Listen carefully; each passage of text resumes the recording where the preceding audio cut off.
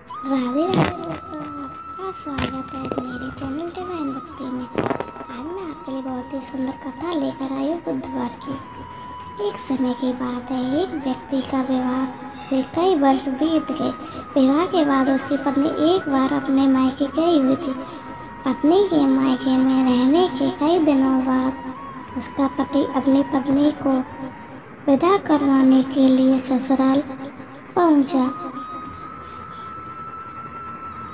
ससुराल में कुछ दिन तक रहने के बाद वह पत्नी को मायके से विदा कराने की बात अपने सास ससुर से कही। बुधवार का दिन होने के कारण उसके सास ससुर ने कहा कि इस दिन बेटी ससुराल नहीं जा सकती, इस कारण विदाई नहीं हो सकती।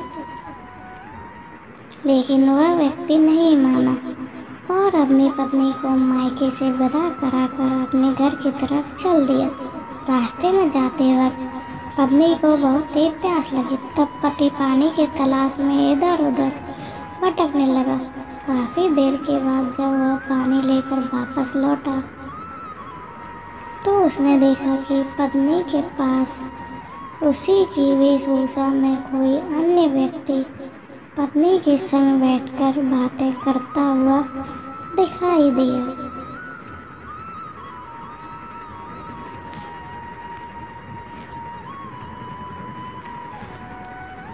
दोनों व्यक्ति आपस में लड़ने लगे।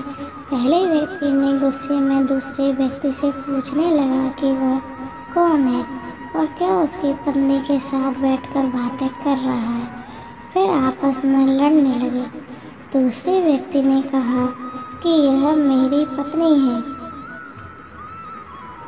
दोनों के बीच भयानक लड़ाई होने लगी।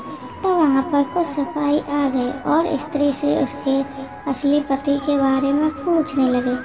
दोनों व्यक्ति को देखकर स्त्री हैरान हो गई कि कौन मेरा पति है। वह दुविधा में पड़ गई क्योंकि दोनों एक जैसे ही लग रहे थे।